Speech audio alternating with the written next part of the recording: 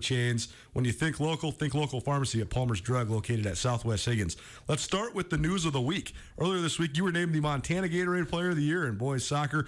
I don't think it was a surprise for anybody that followed soccer across the state of Montana. The Hellgate boys continued their, quite frankly, dynasty.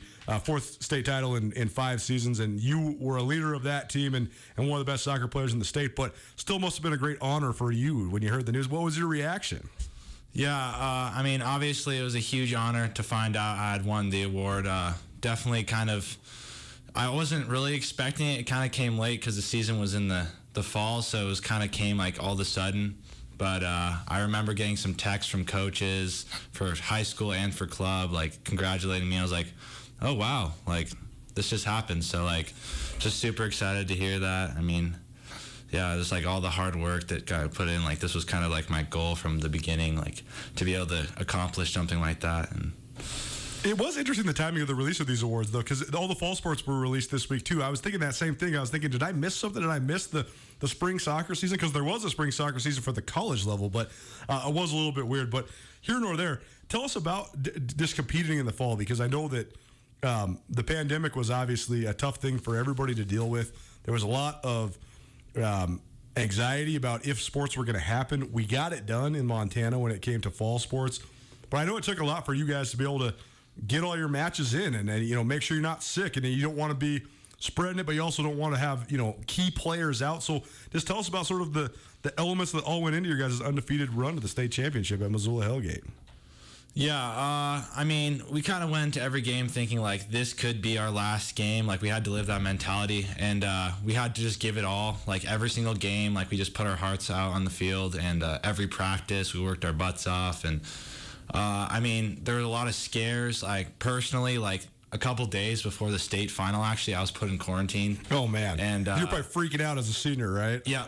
Yep. So, and there was snow all over the ground here, so it actually got pushed back, and I was like, "Oh my gosh, thank you so much for that." Right. I was obviously cleared, and I was able to play, but there's a lot of little scares like that. But I guess it just kind of came down to us just like focusing and staying on track, and like not getting freaked out, and just like kind of like I said, like putting it all on the line, like in practice and in game, and just enjoying it and having fun. So, our senior spotlight presented in part by McElmurray Homes.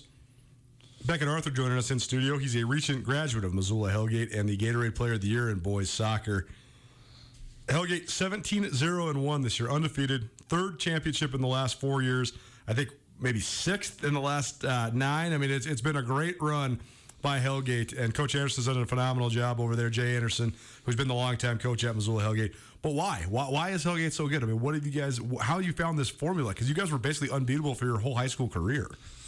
Kind of like all out to Jay, like he's an awesome coach, but I think also a lot of it goes to the chemistry of our team, because a lot of us have been playing together for 10 plus years on different club teams, and I think that kind of helped us because we went into the season, like each season, like knowing each other and how we play, and we kind of just, and Jay knew that because he was also coached us on the club level too, so he kind of knew our style of play and we knew his, so we kind of all meshed together and we were able to play super good right off the bat. How would you describe Hellgate style? I got the chance to come out and watch you guys one time this year. You guys play a beautiful style, but it seemed like the style that Hellgate plays really accentuated and emphasized your abilities as well. So how did you sort of fit in to what Hellgate did, and how would you sort of describe just the style of soccer that Hellgate plays? We really like to possess the ball. We like to hold on to it as much as possible. So we like keep calm. We swing it around the back. We like to use our center backs and our defense a lot. And then our goal is to get it into the midfield, which is where I play and a couple other guys. And we're able to spring balls out wide and just dangerous attacks. Like we just like are calm and collected until we know we need to attack, and then we have some pretty phenomenal strikers and wings that are able to go and get the ball in either back to the midfield or to our striker. When it comes to, I know the one thing that's cool for guys around the state of Montana, they're like football players, basketball players, they look up to the Grizz, they look up to the Bobcats. There's not men's soccer at the college level in Montana, but the women's soccer team is damn good. So do you monitor that at all? And if so, what do you think of just sort of the success that they've had? Because the style you just described, that's kind of how they play too. Yeah, for sure. We look at, I know Jay actually references their team a lot because they play, like you said, very similar to us. And honestly, I feel like they kind of have it like more dialed in. Like if you watch their games, like they're able to possess the ball really well.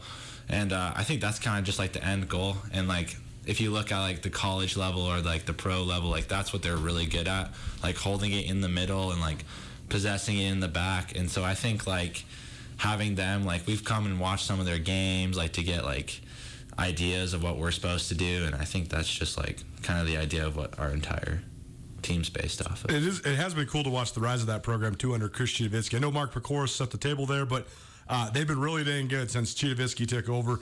2 NCAA tournaments in the last 3 years. So definitely something for Missoula and the state of Montana to be proud of. Beckett Arthur joining us. It's our senior spotlight, presented in part by Blaine McElmurray and McElmurray Homes. Blaine McElmurray knows what it takes to become a small-town Montana kid who makes it at the college level. He was a Troy, Montana native who rose up to become an All-American safety for the Grizz on UM's 1995 National Championship team. He's used those values in his work with McElmurray Homes, Missoula's highest quality custom residential construction company. Since 2003, McElmurray Homes has helped contract and subcontract some of the Garden City's finest houses. McElmurray Homes is committed to offering quality customer service, quality products, and the best prices throughout any project, and McElmurray Homes is also a proud supporter of local high school athletes around the state of Montana. Let's talk about your choice to play soccer in college, because you were actually an outstanding basketball player as well, and you've been a part of Hellgate's great run these last couple years. So did you have any opportunities to play basketball in college? Not really. I mean, I also wasn't like looking too much. Right. I knew like soccer was definitely my passion, but I mean, there were definitely many moments where I thought like maybe I could like try to play basketball because I really loved playing basketball. I mean, especially with the successful seasons that I got to be part of, I was blessed to be part of. But I definitely knew that soccer was my passion, so I kind of focused on that and had a basketball as like an off season, because basketball and soccer really complement each other. So it was a really good off season sport. That is an interesting one too, because a lot of times the crossovers between football and basketball, just because of the size element of things. But football and basketball have really nothing in common in terms of the games, right? But soccer and basketball are sort of common in terms of the improvisation and the way you move the ball and some of the defensive stuff as well. So did you see that? I mean, did you see the fact that one kind of helped the other cross-training wise? Oh, yeah, definitely. I think court vision is a huge thing in basketball. Like, if you look at, like, the pros, like, the best players have, like, really great court vision. And I think, like, the court vision and the field vision are very similar because, like, you're trying to get the ball from one side of the field or one side of the court to the other. And I think that playing basketball actually has helped me, like, dramatically in soccer, because, like, playing it to the wings is exactly like passing it to a 2 or a 3 in basketball. And a lot of other aspects of the game kind of complement that. But, I mean, yeah, I can definitely see the crossover a lot. This last couple basketball seasons, take us through that, because you guys, Hellgate goes undefeated 2 years ago. Heartbreaking ending right before the state championship gets called up. And then you rally back and have a good year this year. The state championship's still elusive, but must have been great to just at least get back out on the court. Yeah, I mean, definitely from that brutal. I was just like, that season last year, that undefeated season, like, there's just some incredible players on that team. For sure. I mean, it was one of the best teams in Montana history, right? I mean, Raleigh Wooster, Abe Johnson. I mean, an awesome team for sure. Yeah, I mean, just like being part of it was such an incredible experience, and to have it all like kind of come down like that was just like awful. And not being able, I think the worst part for me personally, like, obviously I wanted to play in that state final game, but like not being able to see the guys like after for like multiple months was just like horrible. Yeah. And so, I mean, getting back on the court, like, again, like, it kind of felt like weird. Like, that first game was kind of like surreal, because it was like I was here like last year, and it was a heartbreaking, like, super, like, not negative but super sad experience, and like being able to finish the season out completely was just like a huge relief and exciting. So coming into this soccer season, you guys were absolutely the favorites. Did you feel pressure from that, and how were you able then to not let that pressure get to you and go undefeated? Yeah, well, there's always that pressure. Hellgate kind of has always had their, like, that every team always gives Hellgate their best game, because they always want to knock us off, because, like, kind of like you said, like, the last, like, 6 or 8 years, like, we've always been a very solid squad. So I think that pressure, it goes both ways. Like, it's kind of nerve-wracking because everyone is going to work their butts off, but it's also, like, we know that what the expectation is for us this year, and we're gonna have to like hold it up, and that's why we have to work hard every single day. And we just got better because of that expectation, because we knew we had to get better and better. So, do you think that individually does that help motivate you as well to know that maybe you could play at the college level? Just the fact that you have been part of a program where excellence is expected. Yeah, I mean, I definitely feel like I was pushed because, like, I mean, that excellence that was always expected, like, lots of kids that come into the program are just, like, phenomenal soccer players, and they've, like, built me up, like, over the years, like personally, like, some of the players, like Matt and Cole and Dane, like, those guys that are just, like, phenomenal players have just made me, like, such a better player, just, like, going against them and getting into tackles with them, and them botting me off the ball because they were bigger than me, like, all those little things kind of like helped prepare me for like bigger things in college and that kind of stuff. So definitely. Beckett Arthur joining us. It's our senior spotlight. He is a recent Missoula Hellgate graduate and the Montana Gatorade Player of the Year in boys soccer. All right, let's talk about the college level. You head to Whitworth. I love Whitworth, man. I went on a baseball visit there once upon a time. I wish I would have gone there. It would have been awesome. I know a lot of people that have had a lot of fun over there, both as a student but also as an athlete. Great sports all the way around. I mean, pretty much all the sports that the Pirates offer are very good. So take us through the recruiting process and what made you decide to go to Whitworth. Yeah, I mean, definitely there was a lot of up in the air action, especially with COVID, because I wasn't actually allowed to go visit the school until like this year, like January, February, to actually go down. And like I didn't get my official visit until after I committed, like in March. So it was pretty hard to get recruited because there's always like that, I want to go here, but I haven't actually like met the team, and I only met the coach like a couple times. I've had a couple phone calls with him and stuff, but definitely I did some research, and I did go down on an unofficial visit just to kind of see, and it kind of like felt like home for me when I got there. And I finally met the team, and I met the coach, like, again, like, more personally. I was like, yep, this is definitely my place to be. And I actually did, when I committed when I was in quarantine one time. And I don't know what it was. It just, like, all kind of clicked for me. Like, it was a perfect distance away from home. They had the academic choice for me.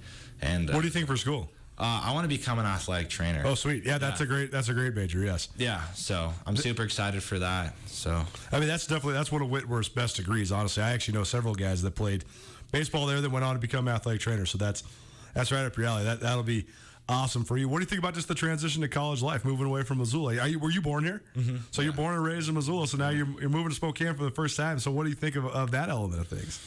I'm a little nervous. I mean, it's gonna be weird not being in my hometown, but at the same time, I'm really excited to like experience something new. And I love Spokane, and it's kind of on the outskirts of Spokane, right. So it's like a really nice area, and the campus is just like awesome. And so it's like it kind of gives me that Missoula feel. Sure. Like when I walk around, I'm like, this is kind of like Missoula, which is like what I wanted for sure. But yeah, no, I'm super nervous, but super excited for it. Well, it's very cool for you, and it'll be a great experience. And you're not very far from home. You can come on over. Exactly. It's an easy drive. You mentioned the basketball element of some of those great players that you played with. What was it like for you watching Raleigh this last year? Because Raleigh Whistler had an outstanding freshman year. I mean, I knew he was good, but I didn't really know that he was going to go down and be like, I mean, he was one of the best players in the Mountain West as a true freshman. So, I mean, he was dominant in some games, and it was very fun to follow him. But what was, as somebody that played with him, what'd you think? Man, I just remember like watching his first game, and like I remember he dropped like 20 points, and I was like, I had to guard that guy at practice. Right. Like I don't know. It was pretty cool like watching him. Like I know that guy that's playing out there, and he's doing like awesome things, and I was like that guy's awesome. Like he's so good, and I just felt like kind of honored to be able to play on the court with him, and it kind of felt like weird to say like I played on the same team as this guy that's dropping 20 points in college. Yeah. He's one of those rare guys, too, where he was so special, you could tell early, right away. I mean, he's eighth. I mean, we're playing down at the peak, and he's like eighth grader. He's just killing, like, grown men and, like, former college players. Like, you just knew from day one that he was going to be the dude. And so it has been cool to watch him evolve. Have you talked to Abe Johnson at all? Because I know he went to West Point, but he hasn't been nearly as much in the spotlight because that's just such a grind over there. So we haven't caught up with him in a little while. Have you got a chance to talk to him at all? Yeah, I've been talking with him a little bit. I'm good friends with his brother. Okay. Too. So I think he's enjoying it there. I think the training part of it has been really brutal. But also, I think that's expected going to a college like that. But I also think that he's enjoying the basketball side of it too. It's very, very intense, but it's very he loves basketball, so it's very good too. Basic training when you're 6'9" is probably not doesn't make it any easier either. So it'll be interesting. We'll have to circle back around with Abe because we always loved having him on the show. Very thoughtful and articulate kid, so he was always fun to hang out with. Got your rooting interest in the NBA playoffs? You been watching the playoffs at all? I have been, yeah, for sure. What do you think so far? Because it's been a weird playoffs with a lot of the familiar. I mean, Steph Curry, LeBron James, Damian Lillard. They're not in the playoffs already. So, what have you thought of the action so far? I'm actually really happy with the results that have come. Originally, I used to be a Lakers fan, but when they made the trades and everything, I kind of left the Lakers because I didn't like that they tried to make a stacked team. Yeah. And so now I'm kind of going for the Jazz or the Suns. Okay. Because I really wanted Chris Paul to win MVP, but obviously he didn't. So I kind of am going for the Suns more, but I also think Donovan Mitchell is an absolute baller. Yeah. And Rudy, obviously Defensive Player of the Year. So I want those two teams to go far. I'm not a Nets fan either. Yeah, see, I don't like the Nets either, man. Do not like the Nets. Yeah, the Nets drive me crazy. Kevin Durant's game the other night was amazing, but but he's just so surly and he's just hard to deal with. It is fun though for people that are NBA fans that there is sort of some new guys to watch. It isn't the same familiar faces. I mean, obviously James Harden, Kevin Durant have been there before, but watching Joel Embiid and Trae Young and like you mentioned Donovan Mitchell, those guys, it has been fun to kind of have some new faces. When are you taking off? When are you taking off to go to Spokane? I move into the dorms August 16th. So it's a little bit earlier than most of the people, but it's not super early. So what do you think of just your role on the team? I mean, are they expecting you to play, or do you know yet? I mean, are you going to go in there preparing to try to compete for a spot? I don't know. We haven't talked about it that much. I mean, I've only met the team once, and we've been communicating, and I've only talked to the coach a little bit, but I'm expecting to compete for a spot, definitely of playing. At least I'm hoping for that. So I know it's going to be hard. I know I'm going to have to work hard for it, but I think that I'm going to be able to compete for a spot. Well, it should be great. We're excited to follow you. We'll ask you one more question before we get you out of here. Then, what's your favorite memory from your high school career at Helgate? Because you played in a lot of great games and you won a lot of championships and a variety of other accomplishments, both individually and as a team. So, what will you remember most though about your time as a Knight? Honestly, through basketball and soccer, I could say state championships or certain games, but I think the best times were the bus rides. Oh yeah, where we're all hanging out as friends, or just getting closer to certain people that I wouldn't expect, or even my best friends, just being able to get to hang out more and just play the game that I love with them, that's irreplaceable. Those memories that you make are just you can't find those anywhere. You can't buy that. It's just a surreal moments, and I definitely am gonna miss that. Definitely gonna miss my friends. Well, it'll be fun to get some new teammates, but that's certainly worth remembering. Beckett Arthur joining us. He's a Missoula Hellgate now graduate and the recently anointed Montana Gatorade Player of the Year in boys soccer. It's our senior spotlight presented by Palmer's Drug, as well as McElmurray Homes. Beckett, this was awesome, man. Thanks so much for swinging by. Yeah, thank you very much. Nuanez now 102.9 ESPN Missoula. Not on SWX Montana today. The Great Falls Chargers, Billings Royals playing an American Legion baseball game. Great Falls leads 4-0, bottom of the sixth. So we'll keep you updated if you are maybe you're already watching on SWX Montana. But either way, we'll keep you updated on what's going on there. We got to get out, though, because our good friend Carolyn, resident chick who doesn't know sports, is going to swing by. She has all sorts of things to talk about. So keep it right here on 102.9 ESPN Missoula. Buying or selling a home can be an intimidating task. Brent Wahlberg and the Wahlberg team of Windermere Real Estate are here to make you feel comfortable no matter where you're at in the process. The official realtors of Grizzly Athletics have more than 4 decades of experience in Western Montana. Brent and his team can not only find you your perfect home or buyer, but they can also teach you about the great city of Missoula and its tradition-laden sports teams. The Wahlberg team works as a family to help fulfill your real estate needs all over Western Montana. If you need help with residential, land, investment, or commercial, give Brent Wahlberg and the Wahlberg team a call today. Oh, I love family road trips. Wind in my ears, treats in my mouth, and peace of mind knowing Les Schwab did our tires, brakes, and alignment. Like Les Schwab, my family's safety is my first priority. Well, that and squeaky toys. Les Schwab Tires, proud to be ranked #1 in overall customer satisfaction for aftermarket tire replacement by J.D. Power 2 years in a row. For J.D. Power 2021 award information, visit jdpower.com/awards.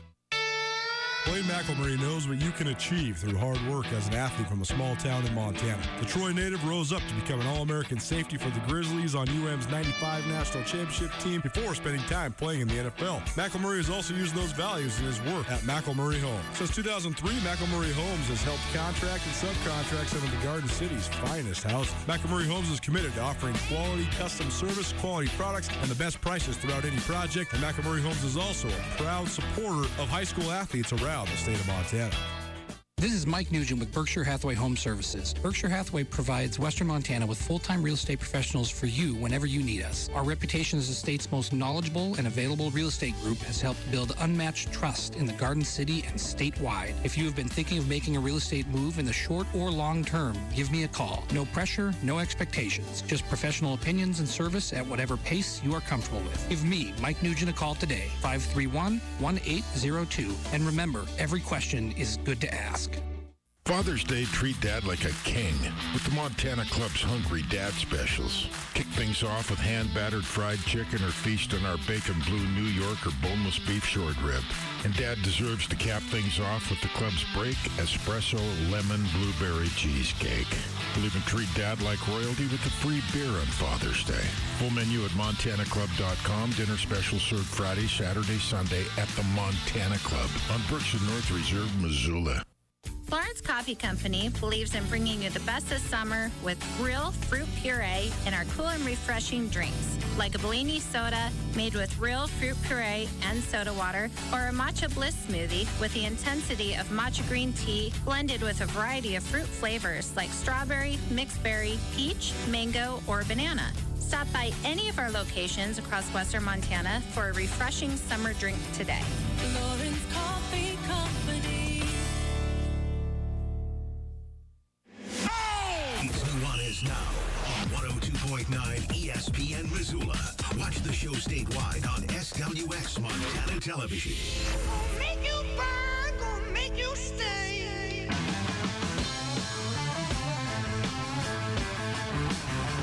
Hey, baby, when you With Thursday, it's always a good thing. Carolyn's already ready for her week to be over, but she gets off work about noon on Thursdays anyway. So wow, it's a great time to be alive. Hope everybody's enjoying their summer. It's Chick Who Doesn't Know Sports. We do this each and every Thursday here on Nuanez Now. Our good friend Carolyn giving us an update on her perspective of the world of sports that she claims to know nothing about, even though she knows way more than she wants to give herself credit for.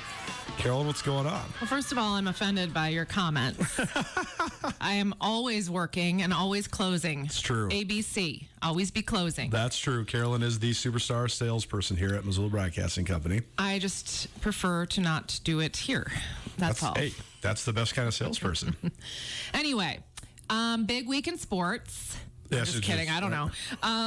Well, I thought you'd be all pumped up about the French Open. You know, I am just not into it. I don't like clay, I'll be honest. It's not my jam. I also have had such a busy week that I haven't even had time to look at anything besides TikTok. What's going on the TikTok? I don't know. And all sorts of brain-numbing stuff. See, that's why I don't have it. I know. Anyway, one thing that's exciting right now is the Euro Cup with some soccer. Yep. So that's fun, but kind of scary situation happened during a Danish? Yeah, but that's not Denmark? Denmark. That's right. I was like, Danish land? No, Denmark. No, Denmark. Denmark and Finland were playing, and a Danish player collapsed. Yikes. His heart stopped. Whoa. Is he okay? They had to bring out a defib. Oh, boy. Which, that's really scary. He's only 28 or 29. But one thing that was sort of amazing during the whole process, it was over kind of on the Finland side. So the people watching, spectators. The fans? Sorry. Oh, my gosh. Carolyn drove around in circles for about 15 minutes straight today to park in one parking spot that was open the whole time. So this is the state of affairs. This is the state of affairs. The heat is melting our brains. The spectators offered up their flags to cover this player while he was being worked on, so he had some privacy. Oh, boy. The whole stadium was chanting his name, and he's okay, but he does have to undergo heart surgery and get a heart starter or whatever the implant is. He's only 28. Probably never going to play soccer again. No, probably not. Maybe. I don't know, but maybe he can be goalie. Yeah, maybe. That's a bummer. Too bad for him. That's a scary situation. It was really beautiful to see the opposing team, everyone just rooting for him and wanting the best and, helping him out. So, sometimes good things can happen when people's heart stops. I don't know. Soccer is gaining a lot of momentum. I mean, obviously it's the most popular sport globally for sure, but gaining a lot of momentum in America right now because the United States men's team had a great performance in the most recent tournament. I can't remember what the tournament's called, but some sort of Pan American or, World Cup primer, so to speak, and they were really good. And the several big tournaments are coming up, and then the World Cup, I believe, is next summer. So there's a lot of big things happening with men's soccer right now. So it'd be interesting to follow all of this. The Olympics will have some, which I'm really excited because I think all of my little soccer buddies on Nick's team are pumped to watch some soccer. Nick watches. His favorite team is in Australia, so he has to watch those games on YouTube. But how did he determine this? I have no idea. Wow. Well, he wants to move to Australia. That is like his life's goal. What a fantasy for an 11-year-old. Yeah. Yep. How did he even know that? I don't know. He doesn't realize that I'm not letting that happen. But I'll let him dream until he's 18. Why? Because it's just too far away? Yes. Oh, my God. I can't. No. He promised he would buy the house next door. When he was 5, we made a deal. So I'm holding him to that. Oh, my God. Super mom's gone bad. Okay. What else you got? So something happened in Major League Baseball the other night. Not sure if you heard. Okay, tell me about it. Ross Stripling he plays for the Blue Jays. Okay. So during a play, the third baseman tried to throw. This segment is just so funny because it actually reveals about how much the ESPN radio guy, me, doesn't know about sports because I have no idea who this person is. Okay, carry on. He's a baseball player. Yeah, I'm not that into and he's baseball Canadian. right now. I've been watching women's high jump like we're seeing the replays of right now in the studio. Well, the pitcher flipped out on the third baseman for not throwing the ball correctly to the first baseman. Okay. And went off on him, lost his mind, totally bad sportsmanship. Even the ESPN commentators were like, oh, whoa. And I've seen this happen in real life with kids, and it grosses me out. I can't even imagine a grown man yelling at his own teammate for making a mistake. Yeah. On national television. He apologized to his teammate, he apologized to the whole team, and then he made a statement that he's super embarrassed and, something just took over. Interesting. Yeah. I do think that baseball, because you're all on the field at the same time, and when a play happens, then there's this pause. You can see the guys freak out on each other way more. I think people would be surprised. In the NBA, guys freak out on each other in every game, probably. Really? Oh, yeah. On their own teammates? For sure. Gross. It's just about the style of leadership, too, though, because some guys are really good at Michael Jordan was freaking out on people all the time, but in a very subtle way? Yeah, not even subtle, just not making a show out of it, just being stern and demanding excellence. LeBron James is very good at it as well. Chris Paul's very good at it. I am okay with, well, first of all, I think you should say nice try every time. Maybe it's the tennis player in me. I have that tennis etiquette. I don't like when I see teammates yelling at each other on the field or on the court or whatever. I don't think that helps matters. I think you talk about it after, or it's the coach's job to handle it. Sure. I don't like... Granted, I'm mostly seeing it's 11-year-olds doing it, and it really annoys me. Well, yeah, I mean, it is a lot different when it's your job and the way you feed your family as opposed to when you're 11 in Missoula, Montana. Right. But, okay, so this guy got mad, and now he's apologized. Yeah, so, Now he has his moment in the sun. Maybe this is what he needed to do to become relevant, because I've never heard of this person until now. Well, he's a Blue Jay. He's a Toronto Blue Jay, so... maybe that's... Blue Jays used to be hot. They used to be hot around here, and now they're not really that relevant of a franchise anymore. Yeah, I don't know. I'm just a Cubs girl forever. Those early '90s Blue Jays teams, though, they were like big time. I do they won the remember World that. Series, and I mean, there was a lot of fans all over the place. Yeah. There was a lot of Montana people that liked the Blue Jays. Yeah. Well, I should like them being born in Toronto, but that's right. You're born in Toronto. My brother likes them. He's a Blue Jays fan, but I'm just a Cubs girl forever. I know you are. Have you heard? I have heard. Do you still think? Do you know anybody that plays for the Cubs? I Because do the only not. player you know that plays for the Bears is Jim McMahon. I don't know any Cubs players. Nope. I wish I could help you. I don't. It doesn't matter. I just love Jason Wrigley. Hayward still plays for the Cubs. I don't know what position. Outfield. Oh, see. Yeah, we're really struggling when it comes to the old baseball. We need Sean Rainey and Riley Corcoran back in here because I've been trying to get back into baseball. I'm into the paddleheads. Have you been? Oh my gosh, they're killing it. They're killing it. Have you gone to any games? Yeah, I mean, you've been doing the soccer thing. So Well, you guys I've been don't really listening have to the evenings. games. Oh, right, since yeah. Ben's working, so I listen to see how much longer they're going to be, so I can. Jeff's doing a great job too. The Jeff Safford voice of the Paddleheads is excellent. We are happy to have those games here on ESPN Missoula, and if you can't make it to the park or the Paddleheads are out of town like they are currently, you can always find them here on 102.9 ESPN. And he does a great job actually painting a picture of what's going on. Oh, no question. Yeah, Jeff's very talented. He's doing a really good job. Yeah, I actually enjoy listening to them, and I love going to baseball games. I don't like watching them on TV, but I do enjoy listening to the radio because they're just, I don't know, he just does the play-by-play really nicely. He does, for sure. Nice plug there, guys. Hey, that's wow. right. Chica Doesn't Know Sports. Good friend Carolyn here on the show with us on Nuanez Now. Hope everybody's having a great Thursday. What else you got? So LeBron James, he's vocal. He is. We talked about this yesterday. I can't wait to get your take on this. Okay. So you heard about the injuries and how he's blaming all these injuries on the early start? I did. Okay. And he seems to have a lot of opinions about it, which I'm not really sure why he feels the need to talk about it. Well, he's not injured. He is injured. He has been bad. Injured. Yeah, he has been injured. And they're out of the playoffs because his best teammate was also injured as well. Oh, okay. See? I mean, right now, I love the NBA, and the NBA is also very fortunate to have the array of stars that it does, because any other league, when you talk about LeBron James, Anthony Davis, Steph Curry, Damian Lillard, those are four of the 6 or 8 biggest stars in the league. They're all out of the playoffs already. For most other leagues, that would be a disaster. Like if Tom Brady and Aaron Rodgers and Drew Brees and all these guys are all out after the first round of the playoffs, the NFL playoffs would not be nearly as popular. But the NBA is lucky that they still have guys like Chris Paul and Joel Embiid and Ben Simmons, although those guys didn't play well at all last night. Giannis Antetokounmpo, on down the line. Every team has a superstar, so there's still an intrigue. But LeBron is absolutely right in the fact that it is unfair to the fans that, I mean, I think there was, the count was 9 or 10 all-star players that made the playoffs that then were hurt during the playoffs. Question. Yeah. How old are these players? Varying degrees. I didn't know if it was all the old man players. No. The other thing that I think LeBron James has such validity in making these comments is that indisputably LeBron James is the best at taking care of his body of any athlete that's ever performed in professional sports. Better than Tom Brady and his sweet potato.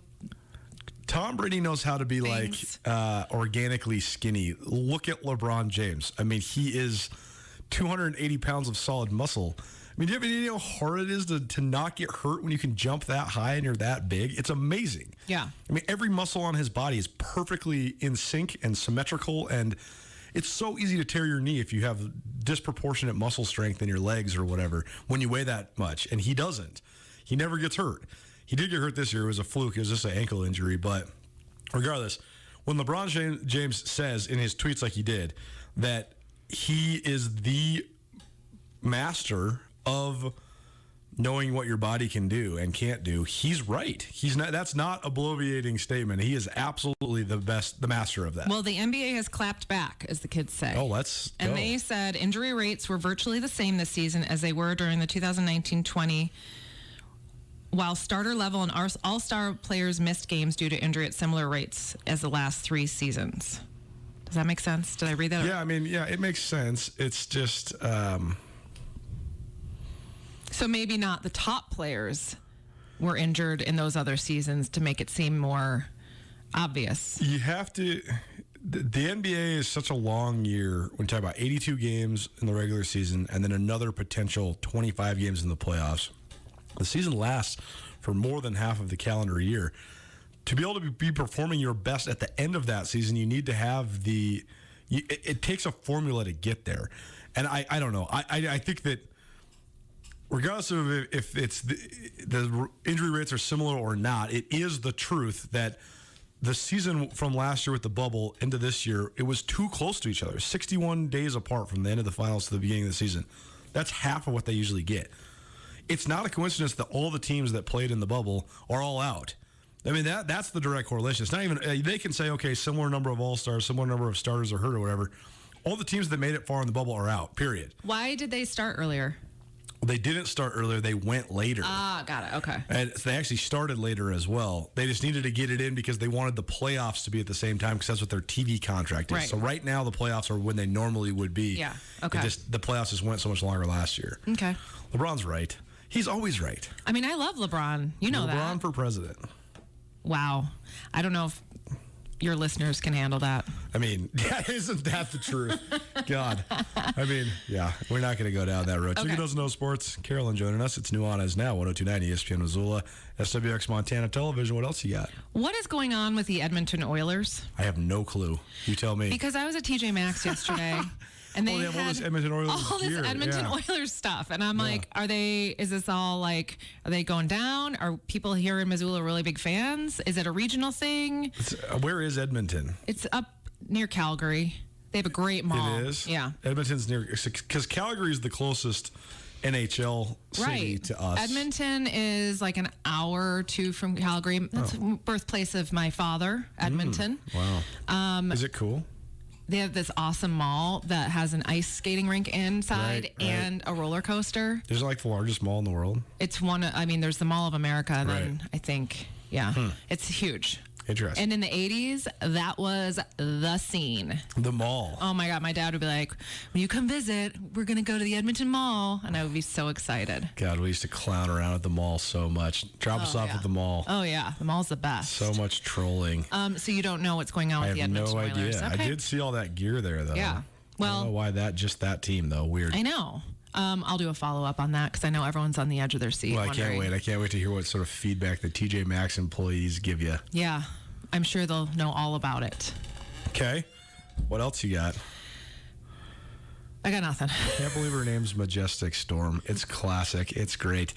We have a new television in our studio, so I get to watch SWX, including when I'm on it live, which is very bizarre. Watching my own self on live TV is terrible. I need to actually stop. Yeah. But we need it in here for quality control so Tommy can help with the graphics and make sure we're on the TV and all that good stuff. So regardless, Majestic does a great job, so I shouldn't tease her. It is just amazing that there's a meteorologist who has the name Majestic Storm. Couldn't be more perfect. It couldn't be more perfect. And we've had some majestic storms over the last few weeks, so I mean the thunder has been majestic, to say the least. I hope the lightning is not coming. We don't need any fires. Yeah. What are you doing this weekend? Soccer? Well, Soccer's over. Soccer is over as of tonight. Finally. We have a big game tonight with the boys versus the girls. Oh, boy. And it is going to be hilarious because they're all 11 or 12, and there'll be a lot of giggling and, embarrassment. It's going to be super funny. And then soccer is done at least till August. Hallelujah. So, and then Ben will be board hopping Friday night. So, I'll just be sitting around waiting for him to finish up. So paddleheads, if you could play a shorter game Friday so I could get some sleep, that would be great. Well, they've been rolling these last couple of games, so maybe you'll be in luck. Either way, enjoy your weekend. Carolyn, thanks so much for stopping by. Thanks for having me. Check it out, No Sports. We do this each Thursday with our good friend Carolyn here on Nuanez Now, 102.9 ESPN Missoula, statewide television, SWX Montana TV. Speaking of SWX Montana, the Billings Royals in the midst of a rally. That's what you're watching if you're watching SWX Montana. We are not on there today. They got a broadcast of the Great Falls Chargers versus the Billings Royals. The Royals, 4-run rally in the bottom of the 7th to tie the game at 4-4. So exciting game going on. If you want to tune in to some American Legion baseball, it'll be very good. It is a great game, so go check it out. Thanks so much to Carolyn for swinging by, like she does each and every Thursday. A lot of stuff going down. I actually hung out with one of my old journalism school colleagues last night, and we were talking all things NBA, and he was giving me some predictions in terms of the coaching carousel in the NBA. He knows his stuff. One of them came true today. We'll tell you more about that, plus give you some analysis on the upcoming playoff games, specifically the Milwaukee Bucks and the Brooklyn Nets, right here on Nuanez Now, 102.9 ESPN Missoula. Nuanez Now on ESPN Radio. Hey, it's producer Tommy from Nuanez Now. Did you know you don't even need a radio to listen to Nuanez Now? You can watch Nuanez Now all around the state of Montana on SWX television, channel 199 on Charter or 23.3 on terrestrial television. Plus, you can stream every minute of Nuanez Now live on YouTube. Tune into the stream on 102.9ESPN.com or find ESPN Missoula on the TuneIn Radio app. 46 weekdays on 102.9 ESPN Radio. You've been waiting far too long to get back on the links. I mean, summer's here, so I think you should head on out to Canyon River Golf Club. Canyon River boasts a pristine 18-hole championship golf course set along the Clark Fork River in the beautiful mountain valley of East Missoula. The challenging course is meticulously manicured and in perfect shape. Now, Canyon River also has golf carts with the Shark experience. That's right, giving you laser-sharp GPS. It's the most beautiful time of the year in Montana, so get out and play at Canyon River Golf Club. Are you ready to step up your hair game but just not sure where to go? Compass Barbershop is for you. A retro barbershop and salon for men and women. From precision cuts and shaves to facial waxing, Compass Barbershop has it all, including convenient online booking. You can schedule your appointment at compassbarber.com or just stop by any day of the week. You can also find Compass Barbershop on Instagram and Facebook. Find your way to Compass Barbershop. Open for business 7 days a week on the hip strip at the corner of modern and retro. Hey there, Cole through Nuanez from Nuanez Now, 102.9 ESPN Missoula. Here with Tom. Window tinting is at an all-time high demand. So, Tom, how do people get a hold of you to get their car on the books at Aspen Sound? Coulter, well, at this time of year, we stay pretty busy with the window tints, so make sure just to give us a buzz, and we'll get you on the books. With the warm weather right around the corner, it's good to get in early rather than late. Aspen Sound, located at 1300 West Broadway in Missoula. Feel the music at Aspen Sound. The season for outdoor adventure is here, and Northwest Motorsport has you covered. We know you crave the excitement of the outdoors. From fishing, camping, pulling trailers, boating, and more. It's time to get rugged, and you're going to need the right vehicle to get you there. Find it at nwmsrocks.com. With nearly 1,500 vehicles in stock, finding the right vehicle for your next adventure has never been easier. That's Northwest Motorsport. Trucks, and more trucks. Wayne McElmurray knows what you can achieve through hard work as an athlete from a small town in Montana. The Troy native rose up to become an All-American safety for the Grizzlies on UM's 95 National Championship team before spending time playing in the NFL. McElmurray has also used those values in his work at McElmurray Homes. Since 2003, McElmurray Homes has helped contract and subcontract some of the Garden City's finest houses. McElmurray Homes is committed to offering quality custom service, quality products, and the best prices throughout any project. And McElmurray Homes is also a proud supporter of high school athletes around the state of Montana. It's Nuanez Now on 102.9 ESPN Missoula. Watch the show statewide on SWX Montana Television.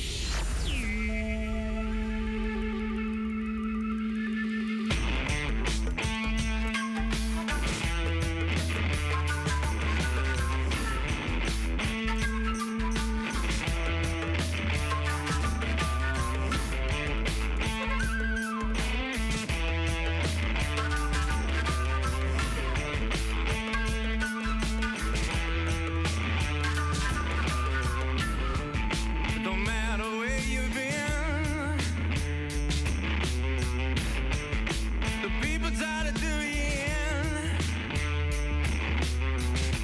this new Black Keys, Tommy, man?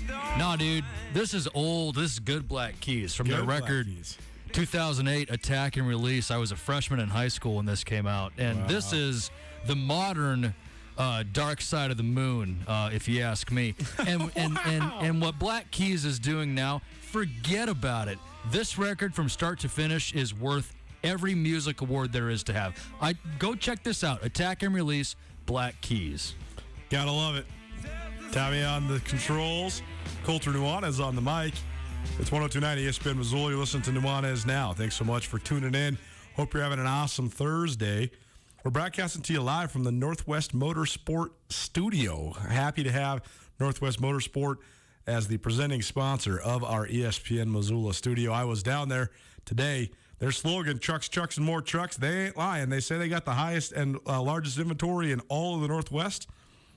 They're serious. They have so many cars and trucks down there at Northwest Motorsport. So go check out Northwest Motorsport right there on the corner of Stevens and Mount. Great new place in town with a tremendous amount of inventory, a great regional stamp. And if they don't have it on the lot, they can definitely get it for you because they have dealerships all over the Northwest. So happy to have Northwest Motorsport involved with us here at Nuanez now. I was hanging out with some old college buddies last night. And I have several sets of college buddies because I was friends with a lot of the athletes when I was in college. A couple of my best friends growing up ended up playing for the Grizz, which then led me a bunch of great friendships amongst the Grizz football team. And then I had another group of friends that were all the guys I lived with that were sort of my party and hang out friends. And then I also had all my journalism friends. So I reunited with some of my good buddies from the Montana Cayman last night. It was great to see all of them. But to Bill Oram, who now works for The Athletic, he covers Los Angeles Lakers. We were talking all about the NBA and just the coaching carousel and the way that it might work out and some of the openings that have happened and that might happen. But he was predicting that Rick Carlisle would resign with the Dallas Mavericks. Well, that happened. Rick Carlisle indeed did resign earlier today. And that removes two key figures from Dallas Mavericks basketball. Rick Carlisle was the coach of the team back when Dallas won the championship, 2010-2011 season. Donnie Nelson, who's been an executive for more than 25 years in Dallas, also was, I guess he sort of resigned too, sort of forced out, but he's no longer with the franchise. So it appears that they're setting this thing up in sort of a LeBron James scenario where they have this transcendent, once-in-a-generation talent in a guy like Luka Doncic. And I expect Dallas to let Luka call his shot or at least have a pretty good say in who the next Dallas Mavericks coach might be. Carlisle said, quote, after a number of in-person conversations with Mark Cuban, who's the owner of the Dallas Mavericks, over the last week, today I informed him that I will no longer be returning as the head coach of the Dallas Mavericks. This was solely my decision. My family and I have had an amazing 13-year experience working with great people in a great city. So we will see where Dallas turns, but Carlisle on the open market, I don't think he's going to be done. He still, I think, has some years left in him. Depending on what happens with Brad Stevens in Boston, depending on what happens with a variety of the others. I mean, Stan Van Gundy was fired in New Orleans the other day. So Zion Williamson will likely be in a situation as well to have a big influence, if not handpick his next coach. But Rick Carlisle is a great coach, and he has done great things. He's won a championship, and he's always been solid. So you wonder where he might end up. But I do think that he's not quite done. So we'll see. It'll be interesting to watch the coaching carousel in the NBA turn. The news of the day out of the NBA yesterday was LeBron James making a statement saying that he sort of predicted the rash of injuries that would beset NBA rosters because of the short turnaround from last year's season into the bubble and then into this year's shortened but also truncated and also backed up season. And 9 NBA All-Stars that were on playoff teams have missed playoff games, so that has fully come to fruition. And it will have an impact on the game tonight. The Milwaukee Bucks face an elimination game against the Brooklyn Nets. It's 6:30 p.m. Mountain Standard Time. It'll be on ESPN television. We'll have the Missoula Paddleheads game here on 102.9 ESPN Missoula. First pitch about 7:05, so stay tuned for that after Nuanez now. But this is a huge game on both sides. Brooklyn taking care of business could get them a little bit of extra rest. There are both James Harden, who has been in and out of the lineup. Kyrie Irving has just been flat out of the lineup. So what's their status? An extra day of rest could get them back into the fold and maybe back into playing alongside Kevin Durant. But also, the Nets might not need those guys because Durant has been so good. It's my opinion that Kevin Durant is good enough, even though I'm not a big fan of his. I think he's an elite enough player, an elite enough scorer, that if you have him, you have a chance, particularly with the remaining playoff field. There is no LeBron James in this field. There is no Stephen Curry. There is no Damian Lillard. I think that Kevin Durant is the best player remaining in the NBA playoffs, and that could and should be enough, even if those other two superstars don't return. And in a lot of ways, I actually think it gives you a better chance only because you are you have a go-to guy. You don't have to share the ball. Those guys all are isolation-type scorers. They all need the ball in their hands. So when they don't have the ball, that's not it's a negligible effect on the game. And so I think that if you have Durant, that might be enough. So the return of those guys might not even be essential if the Nets want to make a run at the playoffs. That is the only game tonight. Tomorrow, a couple games. The Philadelphia 76ers had a meltdown the other night. They blew a 26-point lead to the Atlanta Hawks. It was not pretty. And now they face elimination. And this is one of those elimination games that has repercussions afterwards if they were to lose it. Because Philadelphia, the number one seed in the East, they certainly should have been the favorites in the series against the Hawks, but they find themselves trailing 3-2. And the entire roster construction is based around two guys. Joel Embiid, who was great this year, the runner-up for the NBA MVP this last regular season. And he's been good in the playoffs, but he has been in and out with a knee injury. And the other guy, Ben Simmons. And Ben Simmons continues to be one of the best, if not the best, on-ball defenders in the NBA. He is a menace defensively. His athleticism and his size is literally second to none. I mean, he is truly 6'10", and he can guard anybody. That said, he's become a full and utter liability because he cannot shoot, and he is so bad at the free throw line. This is an unbelievable statistic. Ben Simmons has missed 45 free throws in this playoffs alone. That is 10 more free throws than the entire Atlanta Hawks team has missed. Ben Simmons has missed 45 free throws. The Hawks have missed 35. The Suns as a team have missed 29. And the Nets as a team has missed 22. So he has missed twice as many free throws as the Brooklyn Nets in just this playoffs. That's crazy. Simmons is also the first player this season, first player ever, regular season or playoffs to miss 10 free throws in a game. Missing 10 free throws in a game, that is unreal. I don't know how that's even possible, but he did it last night, 4 of 14. And so it's not good, and I do think that this is a result where if Atlanta knocks out Philly, it's the same thing with the Clippers and the Jazz, although the Clippers did take care of business last night, which means they are up 3-2. That is, if they can advance, I think that they'll try to keep that construction, that roster together. But if Philadelphia loses and gets knocked out before the conference finals, that might be good night. That might be all she wrote for the Philadelphia 76ers. They might have to blow that thing up. I know it's only year one under Doc Rivers, but they've had Embiid and Simmons for a long time now. And so I just think that Simmons will be the expendable portion of this if he continues to struggle. And he's already struggled to a point where I do think if you had to pick between one of the two, Simmons or Embiid, you absolutely pick Joel Embiid and then try to build a roster around him. That's what I would do anyways. But I do think if Philadelphia is abruptly eliminated, it could be the writing on the wall for the 76ers. So a huge game tomorrow, but also a huge game tonight, because I do think that Milwaukee is also facing an elimination game that has similar ramifications. If they lose that game, who knows what they do? I mean, Giannis Antetokounmpo is obviously the centerpiece and who they want, but Mike Budenholzer might be on the hot seat, and we might be seeing some changes in Milwaukee as well. More on the NBA in the second hour of this show, but hour one is now in the books. Hour two coming at you. We're going to start off with Katie Bussey, one of my favorite players I've ever covered at Montana State, an outstanding former player for the Bobcats. She is back at her alma mater about a decade later as a member of Tricia Binford's staff for the women's basketball program. She'll join us right off the top, and then about 5:20, Justin Angle, a business angle. He'll also swing by. Keep it right here. It's 102.9 ESPN Missoula. You're listening to Nuanez now. When it comes to your health, and particularly your medication, it's important to know that the folks helping fill your prescriptions care about you. Lolo Drug is a locally owned and operated pharmacy located at 103 Glacier Drive in Lolo, where pharmacist Corey and his team will always treat you like their neighbors. Skip the long lines and the impersonal service. Instead, let Lolo Drug let you feel like you matter, because you do. Lolo Drug, your friendliest neighborhood pharmacy located off of Highway 93 on Glacier Drive in Lolo.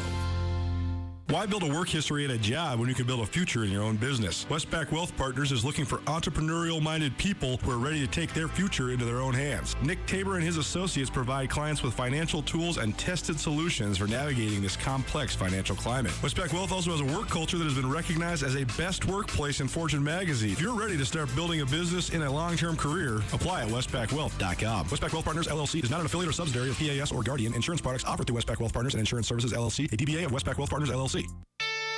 Blaine McElmurray knows what you can achieve through hard work as an athlete from a small town in Montana. The Troy native rose up to become an All-American safety for the Grizzlies on UM's 95 National Championship team before spending time playing in the NFL. McElmurray has also used those values in his work at McElmurray Homes. Since 2003, McElmurray Homes has helped contract and subcontract some of the Garden City's finest houses. McElmurray Homes is committed to offering quality custom service, quality products, and the best prices throughout any project. And McElmurray Homes is also a proud supporter of high school athletes around the state of Montana. Although it might sound daunting, getting your wisdom teeth out is just a part of life. No matter when you might need your wisdom teeth extracted, Dr. Gene Morris at Oral Surgical Associates in Missoula is the man you need to see. Dr. Morris has extensive experience and a reputation as a surgeon who's both gentle and detailed, and will make your wisdom teeth extraction process seem like a breeze. When you need your wisdom teeth removed, put your trust in Dr. Gene Morris at Oral Surgical Associates of Missoula. Do you want to take your golf game to the next level? To be the best you can be on the links, knowing the course is essential. At Canyon River Golf Course, they have a brand new fleet of golf carts complete with the Shark Experience, a state-of-the-art GPS system that offers precise distance-to-pin measurements, hole flyovers, pro tips, and more. In addition, music and entertainment choices provide any golfer with all you need to thrive at Canyon River. Located in East Missoula, Canyon River offers a championship golf experience set on a beautiful, immaculately curated course. For more information, visit CanyonRiverGolfClub.com today. ESPN Radio for Western Montana, KKVU HD3 Stevensville, and 102.9 FM on K275ES Missoula.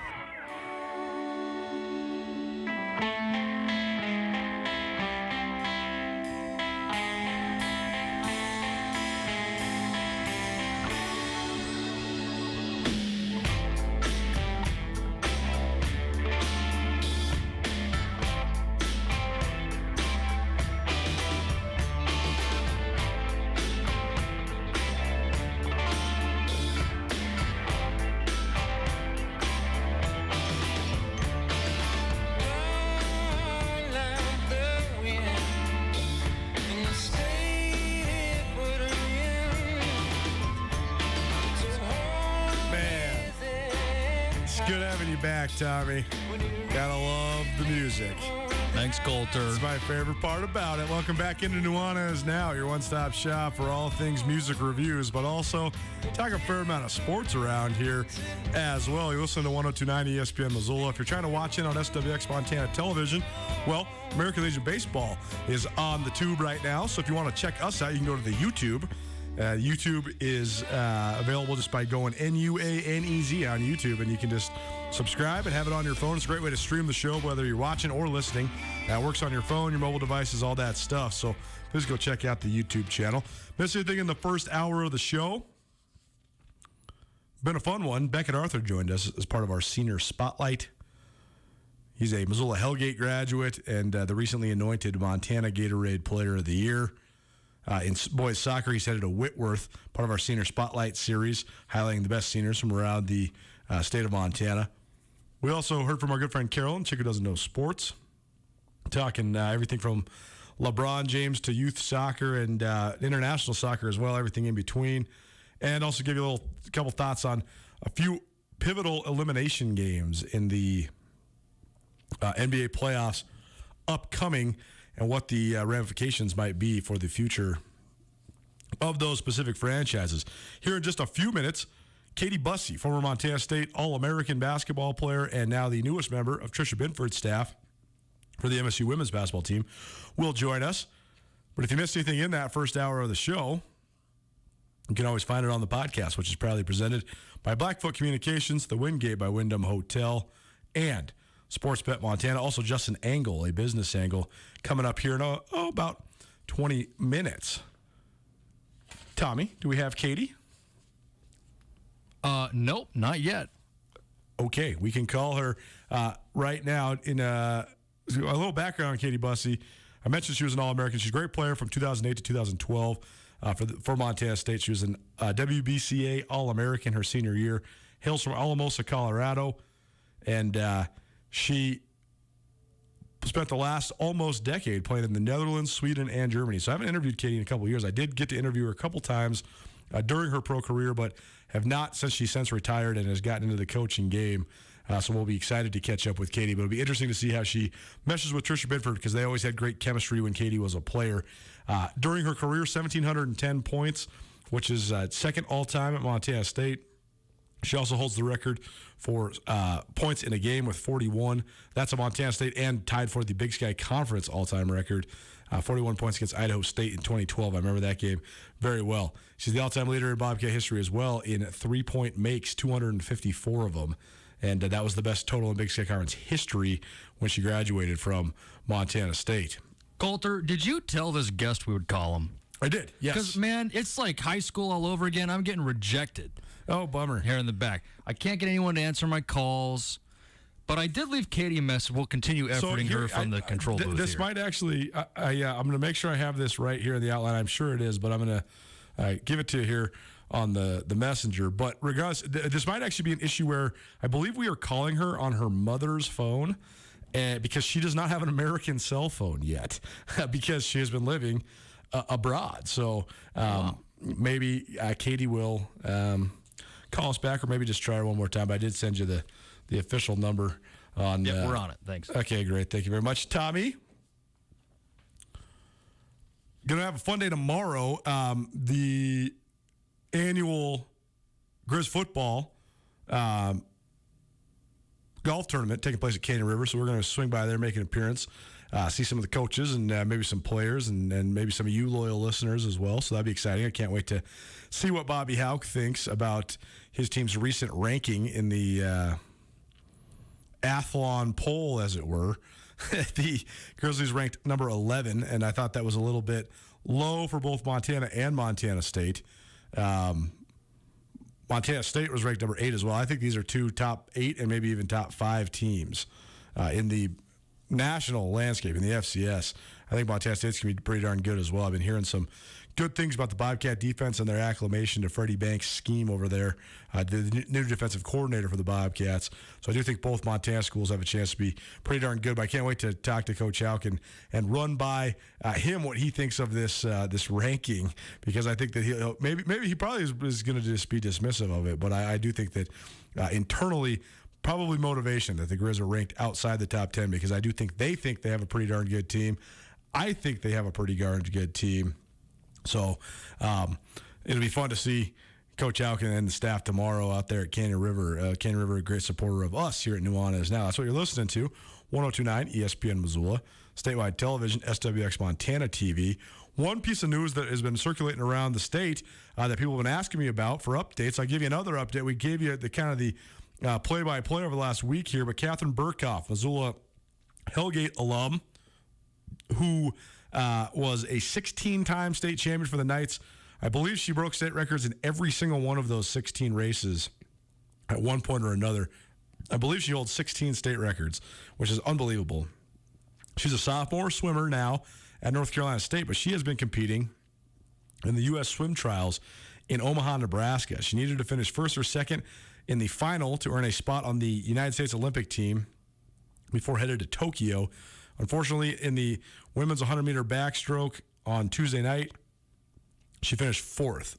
Her time was great, and it would have been good enough probably to qualify if the heat wouldn't have been so fast. But a couple of the fastest times in the history of America and the history of the event kept Burkhoff out of the top 2 spots. She has 2 days off now, though, before competing in the 200-meter backstroke prelims Friday. She's traditionally better in the 100 backstroke than she is in the 200, but not completely door closed so far for Burkhoff. She does have one more opportunity to qualify for the Olympic team. But either way, she has been unbelievable in her decoration throughout her high school career and also now in her college career as well. She has helped her North Carolina State team win 3 national titles, and she's also earned 7 All-American honors already at the collegiate level. So she has been lights out. If you missed it on the TV, it's because it was on tape delay, but I think you can still find the U.S. trials if you want to watch the race. Swimswam.com. That's where you need to go if you want to watch Catherine Burkhoff from the Olympic trials. New piece of news today, Maya Hansen, who was once the youngest commitment to the University of Montana women's basketball program, has now since committed to Butler. She decommitted from the Lady Grizz a couple weeks ago, citing some new opportunities, which this obviously was one of them, as well as the fact that there's been some coaching changes at Montana. She was originally committed to Shan Schwain, who was then dismissed. Mike Petrino took over as the interim head coach, and then he was not retained. He's now at Boise State, by the way, as an assistant. And then Maya Hansen decommitted to new Lady Grizz head coach Brian Holsinger. And now, as of today, about 3 hours ago, Mike Scherting from the Billings Gazette breaking that Maya Hansen has given her verbal commitment to Butler. Butler plays in the Big East. I know Hansen recently went on a visit there. Hansen is already a 1,000-point scorer during her high school career between stops at Laurel and Billings Central. She started her time at Laurel, and that was where she was first recruited and committed. And now the last 2 years of Billings Central, she's been outstanding, averaging 17.4 points per game. And the Rams, they were the co-state champions 2 years ago, and they were the Class A runner-up a year ago after losing to Havre in the state championship game. Hansen, she confirmed to the Gazette that she had gone on that official visit, and she said she liked the atmosphere, looks forward to playing in Hinkle Fieldhouse, which was built in 1928 and is designated as a National Historical Landmark. I can tell you why. I was there in March. It was an outstanding venue. I really enjoyed being there. You can feel the spirits in there. I know that sounds funny for people that maybe don't believe in that kind of stuff. I strongly do, but it's haunted by ghosts, but good ghosts. You can feel the energy and the history. It's just, it sort of almost consumes you when you're at Hinkle Fieldhouse. So, a great venue. I'm not surprised that a Montana girl would visit that and be very enthused about that.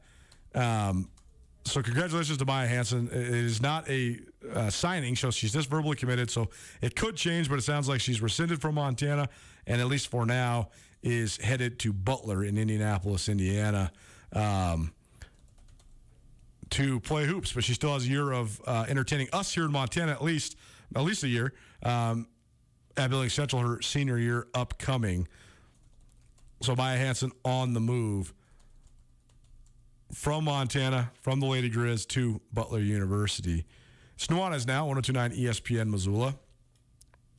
Most of the time, you watch us on statewide television, SWX Montana TV, but had a American Legion baseball game. Now looks like we got some outdoor hunting sort of show on the SWX. I got it right here in front of me in the studio. It's interesting to have the monitor up here. I get to watch. Isn't that cool? It is cool. I get to watch the weather and the news all day now, which is great. It's very bizarre watching my own self on live television, but regardless, very cool to be able to see and actually see what our collaboration with SWX has produced.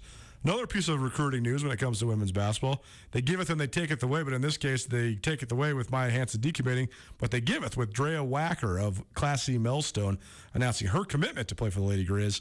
She is she'll be a senior this upcoming year, so she's one of the top scorers in the state, averaged 25.1 points per game. She tore her ACL against Weibo on January 30th, so she will likely be healthy for her senior year, but she has already scored 1,759 points, excuse me.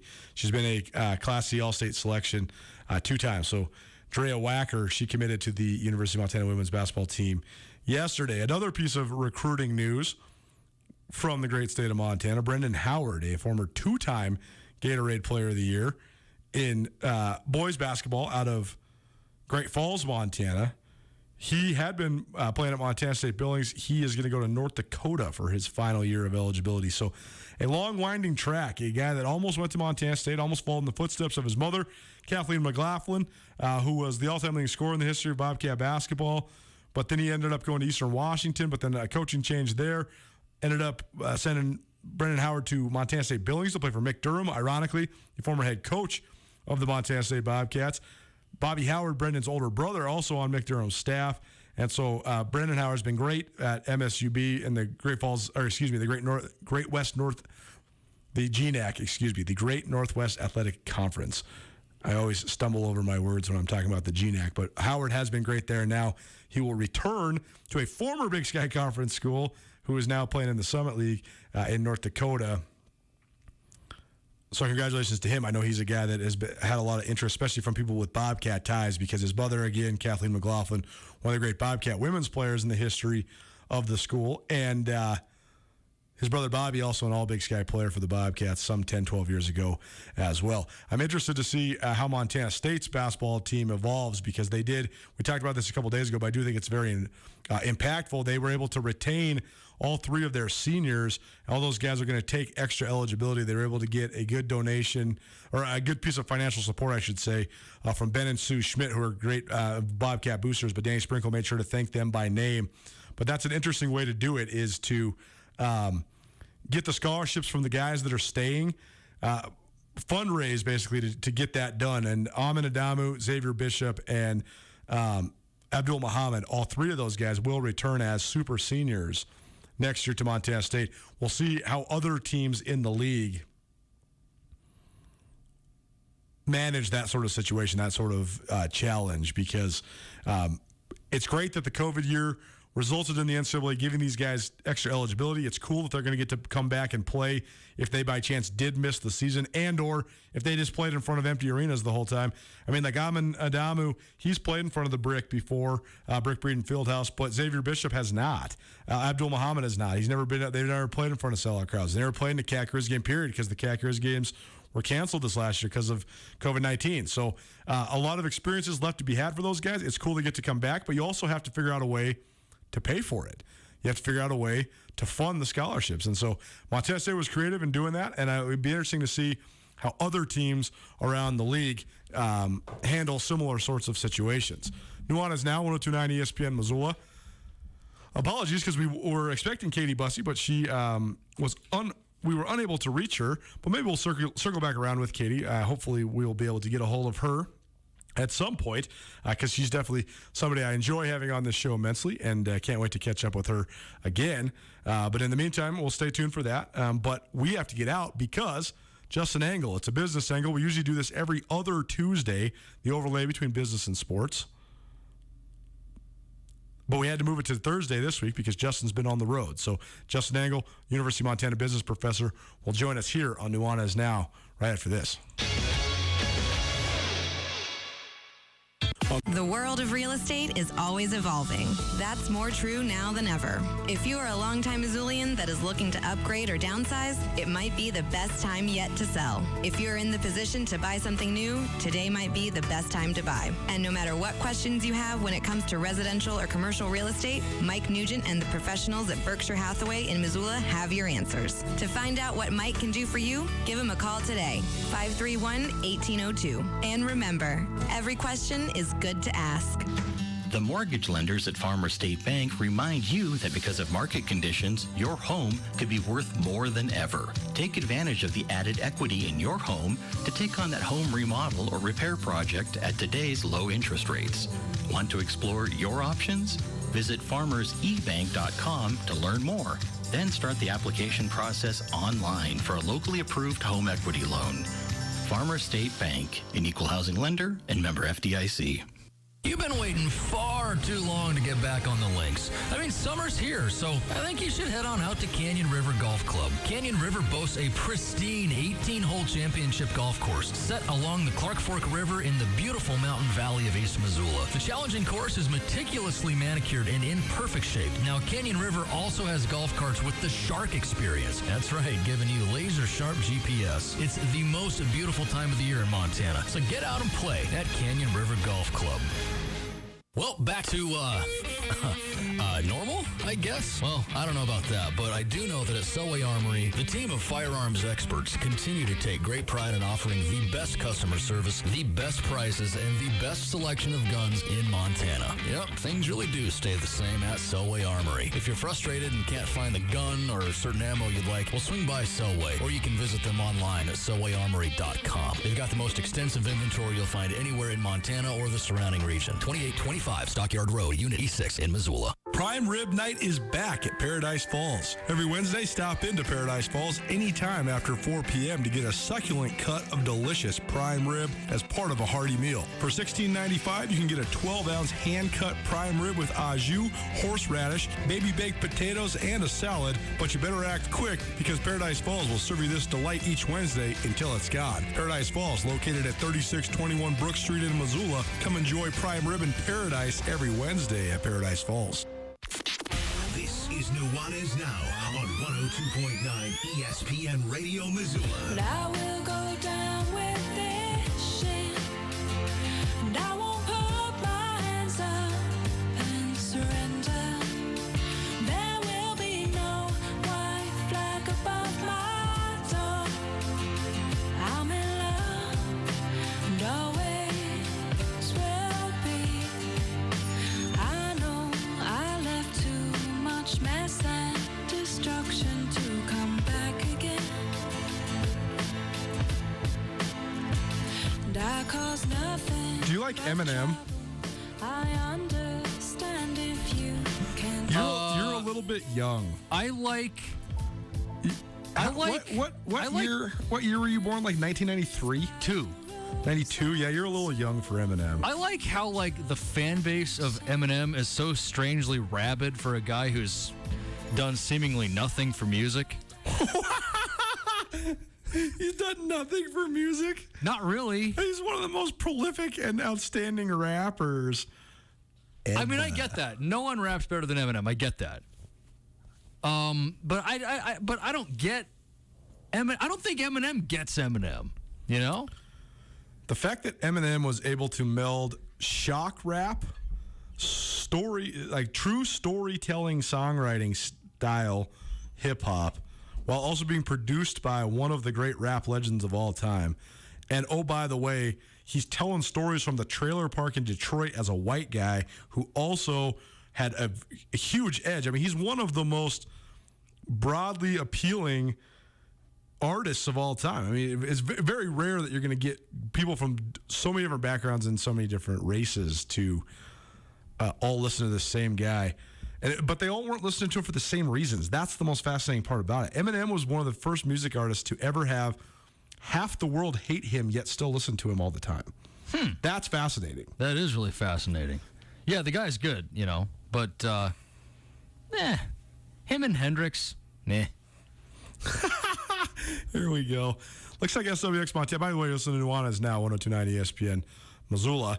We are being...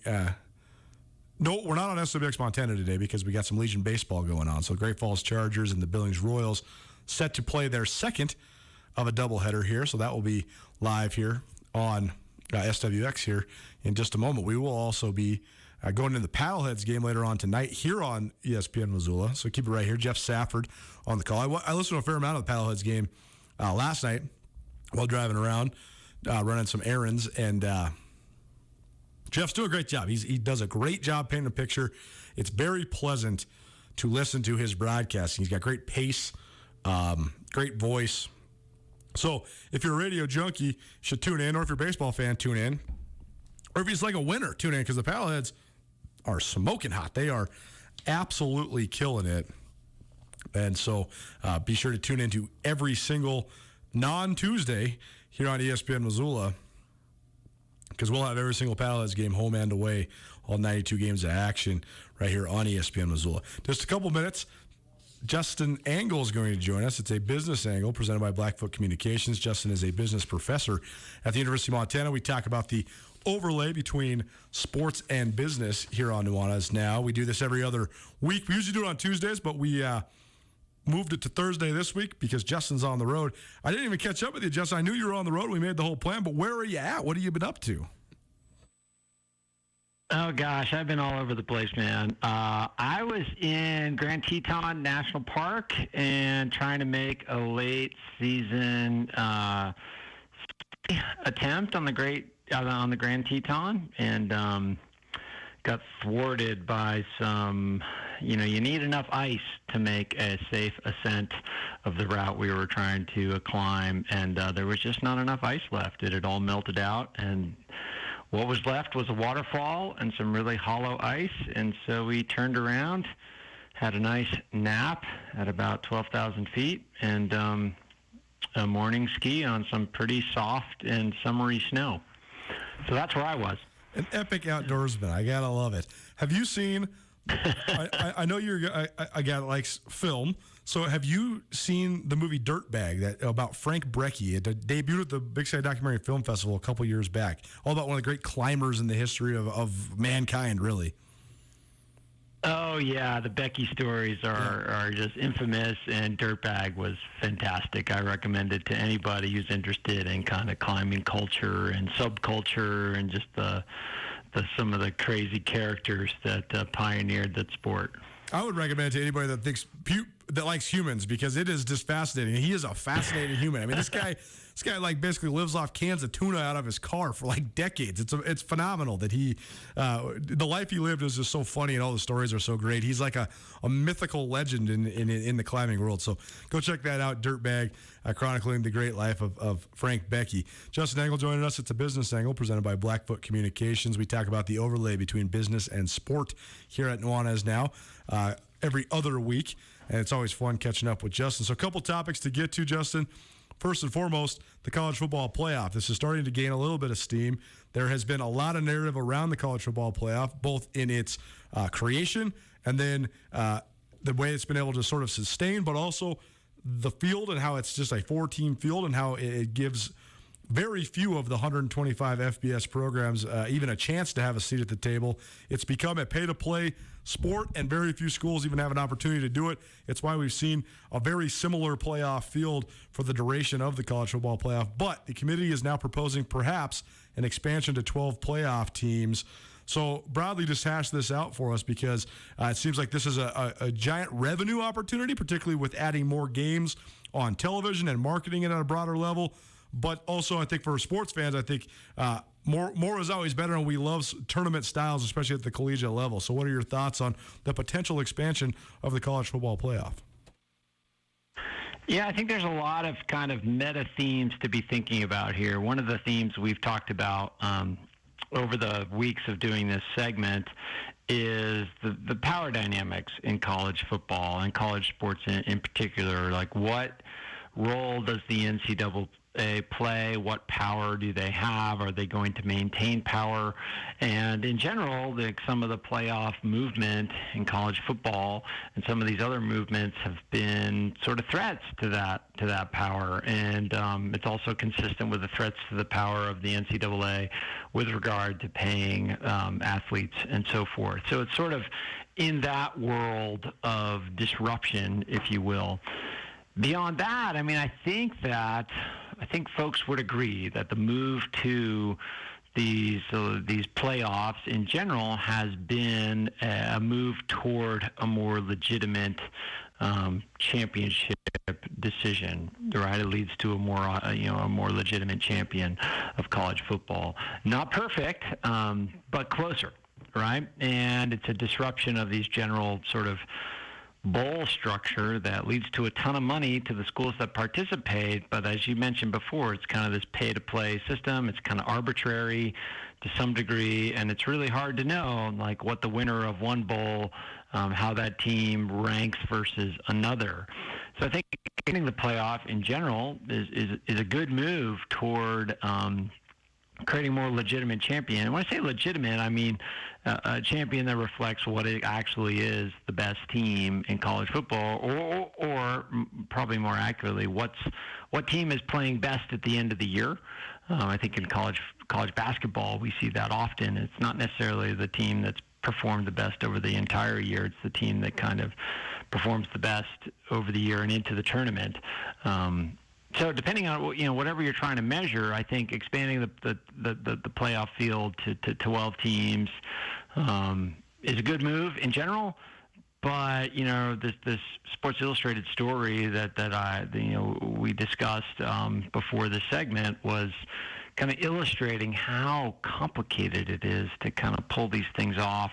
The subterfuge involved with the negotiations, the high stakes, the secrecy, and all these dimensions. Because at the end of the day, the people arranging in making these decisions are, they control giant budgets and have a lot of power in college sports. And so it's interesting to see kind of how these things come to pass behind the scenes. I'd recommend anybody interested in how the sausage is made, read that article in Sports Illustrated about how this 12 playoff team proposal has come to pass. From a fan perspective, I think that everybody really wants to see this just because we love competition. And I think that one of the great parts about postseasons in particularly collegiate sports is oftentimes the best team and the hottest team do coincide with one another, but oftentimes the best team becomes the hottest team, or the hottest team, I guess, finishes as the best team, even if they weren't for the duration of the season. I think that's always been the argument to expanding this thing because, what if there is a team that drops a game early in the season, a la the way Oregon did in Justin Herbert's senior year. They had dropped the first game of the year, and they were never able to get back in the playoff mix. They played in the Rose Bowl, but they're never able to get back into the full playoff mix. So I do think that there is some intrigue there. What do you think, though, in terms of the business side of this thing, in terms of the TV rights? I mean, this seems like a no-brainer in terms of wanting to expand it if you wanted to expand your television coverage, your broadcasting of this playoff. Is there any drawbacks to that, though, or what do you think of just the what the TV rights negotiations might be like if this were to occur? Yeah, I mean, I think in general these games are super lucrative for all involved, but I do think there's a limit at which, if you milk the cow too much, the cow gets a little tired, so to speak. It'll be interesting to see how this plays out, with this additional number of games. If it starts to reduce the number of bowl games, if it makes some of the existing bowl games less relevant, less meaningful, lower ratings, etc. But I do think there's a point at which you get saturation with these sort of post-season games.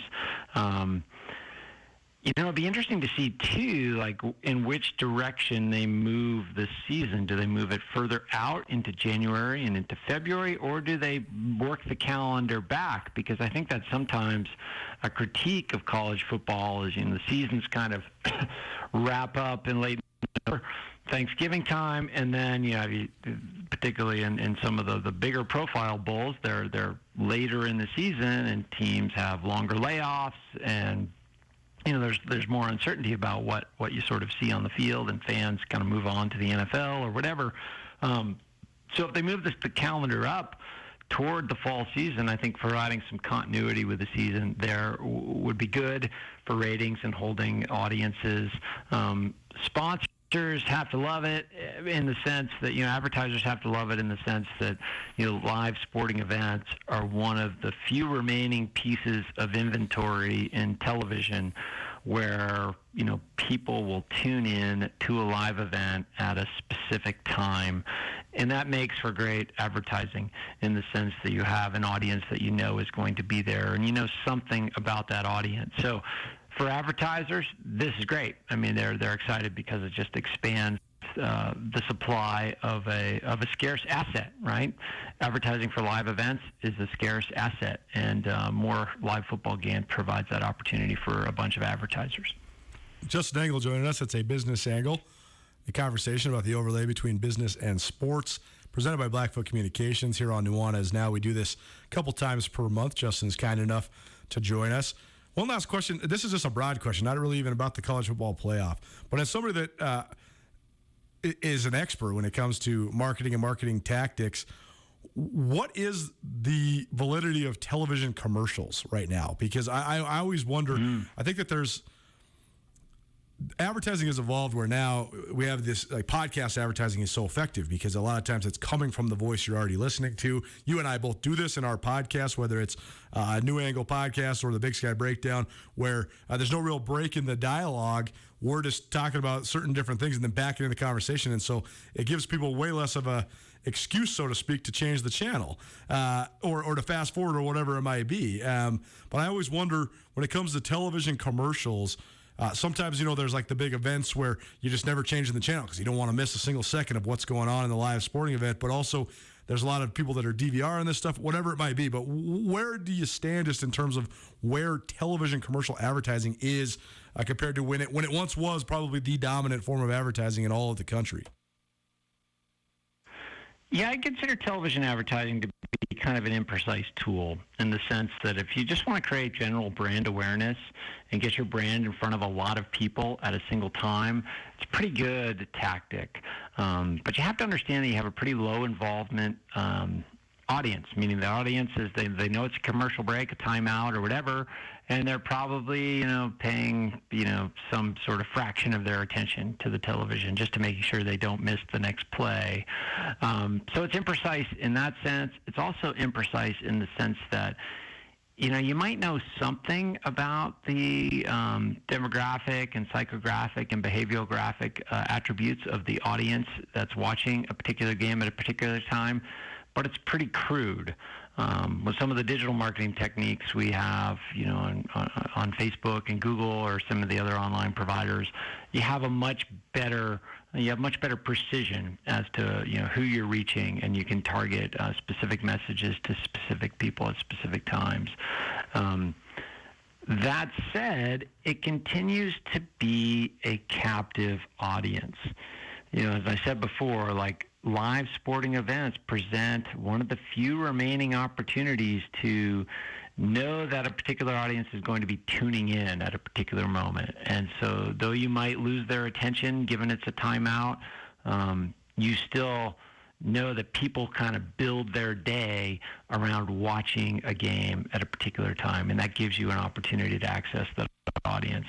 So, I think it comes down to what are you trying to achieve? If you're trying to achieve general brand awareness or brand building activities, probably pretty good. If you're trying to persuade, get people to change their attitude, get people to take a specific action, probably less effective because the people just aren't in a position where they're that involved in the media and in the content to really be moved in that way.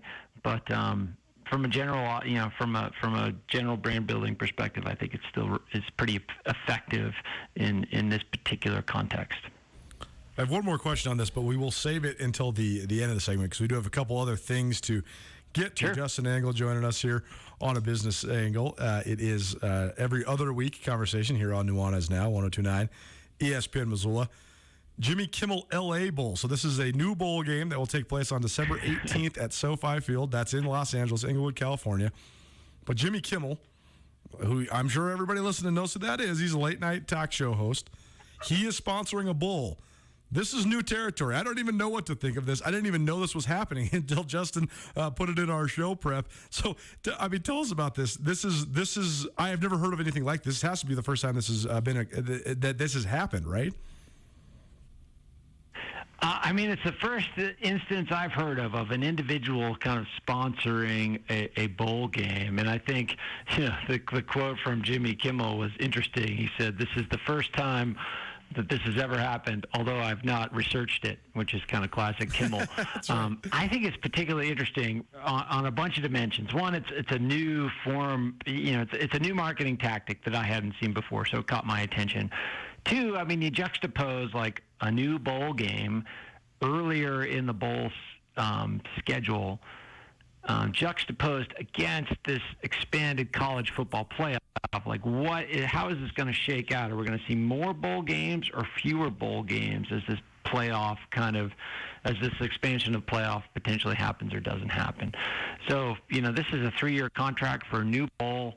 But in the long term, like, how sustainable are these minor bowls? I mean, I think it's like I think that the two teams that will compete are like the Mountain West Conference winner against the 5th placed team in the Pac-12. So it might be an outstanding game, but it's probably two teams that are in general, above average. I don't know. You probably know better than I the quality of the teams that will show up in this game. But Jimmy Kimmel advertised. I'm the biggest hater ever when it comes to this because I just think it's just asinine. I just think it's crazy that half of the teams in college football go to a bowl game. More than half. I think 55% of teams go to a bowl game, and that is. But I also understand the fan element of it. I mean, it doesn't really matter if you're the 5th best team in the Pac-12. That team's fans are going to go to that bowl game probably, and especially since it's in LA. Yep. It's a destination, all that stuff. So it is interesting. But you made a comment a little earlier that I want to actually circle back around to, and that is, if you milk the cow, sometimes they get a little tired. Maybe not as much milk if you milk the cow too much. But what is that breaking point when it comes to sports and business right now in America? Because it seems to me that the fervor, the tribalism associated with it, the identity connection that so many people have with their favorite sports teams, particularly in college, but also across the pro levels, it seems like the appetite is just voracious, and I just don't really know if there is a breaking point. It seems to me, we have a 24-hour-a-day sports network even in Montana here now on SWX Montana. So there's sports all over the place all the time. And with the streaming abilities and the TV rights stuff and all of the influences, it seems like it's just never ending. So is there a cap to this? Do you see there's a breaking point, or is this just infinite in its growth? That's a question with so many things in our society, right? Like, there's a theoretical breaking point. We just don't know what it is, right? We know that Tesla stock can't continue to rally forever, but I don't think anybody is willing to bet against it at this point. Those sorts of things, and you can say that in so many different contexts. I think ultimately with sports, there is a quality function. Expand the number of teams, the number of games. If you expand supply to a point where the quality of the viewing experience, the entertainment value goes down enough that folks will stop tuning in. We saw that maybe in the 90s with NBA expansion. There was a point at which they were adding teams, and those teams just were not kind of up to the quality level, and attendance suffered and ratings suffered. And, I think we're also you got to layer on top of this, the moment we're in is where, there's been this COVID effect where people haven't been able to go to games, and a lot of the games have been canceled. And so, there's just this pent-up demand for these types of events and things to rally behind and experience. And so I do think that might be pushing some of this new renewed demand. And then beyond that, like something I mentioned earlier, this is a scarce asset for advertisers, right? There are very few things that you're going to tune in for at a particular time on a particular day, and advertisers know that, and advertisers drive a lot of this market, and they're going to milk it for as much as they can. Coulter, I don't know what the inflection point is, although it does seem like not everybody can get a gold star and a blue ribbon. There has to be a moment at which not everybody's a winner, and you've got to look for quality. Some of these lower tier bowl games can be fantastic games just because you got two teams that, provide an exciting game and an exciting matchup. But do they really tell us anything about the quality of those teams in the broader sense? I'm not quite so sure. So, as the playoff maybe gains some steam, maybe the bowls sort of become less relevant. I kind of have a sense that might happen, but right now it still seems like people want to go to these games. They want the experience, and they're willing to pay and watch, and advertisers know that, so it'll keep going. Justin Angle joining us. It's a business angle presented by Blackfoot Communications. We do this a couple times a month, talking about the relationship and overlay between business and sports. It's Nuanez now as well, 102.9 ESPN Missoula. All right, last topic here, Justin. We mentioned SoFi Field, where the Jimmy Kimmel Los Angeles Bowl will be taking place in December. Well, so's the 2022 Super Bowl. The SoFi Stadium is, I don't even know how many billions of dollars that they put into this thing, but it is crazy.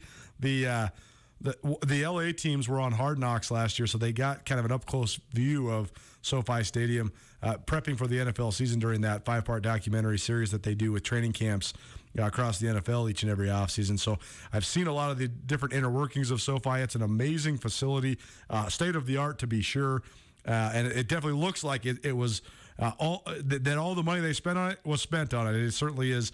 It looks like just a gem, but also just a very expensive property. But tell us about this, because basically this is the NBC will be taking over the Super Bowl, and this is going to have a huge impact on the advertising side of things because they're taking it over from CBS, and we're expecting quite a leap when it comes to the advertising prices that'll be associated with the 2022 Super Bowl. Yeah, I mean, there's a few things happening here, right? Like, so as you mentioned, this giant, technologically advanced field facility that provides a great experience for athletes, a great experience for the coaches, the staff, and the viewers. So there's that, right? And then how do you monetize that investment? Well, I mean, they're off and running with, they got this deal for the Super Bowl. They're going to have, major events going forward. Some of the biggest events in sports are booked into this facility in the coming years. So that's a way to kind of continue to monetize that asset in the coming years. What's interesting now to hear is that the early reports are that 30-second ad spots on the 2022 Super Bowl are going for $6 million. So $6 million for 30 seconds. That's up about 10% from what CBS charged last year. So that rate of growth isn't necessarily that surprising. I mean, it continues to be an arms race, particularly since this is a scarce asset, as we talked about. What I found interesting is that NBC also has the rights to the Beijing Winter Olympics that are coming up in 2022. And they're kind of trying to bundle these advertising packages so that in order to get prime ad placement, so in order to get the placement you want in a particular event, and when I say placement, meaning the time slot, are you in the first quarter, the third quarter? Are you right after halftime? Are you after, one of the planned TV breaks or a random timeout? Advertisers get control over that, but they have to pay for that control.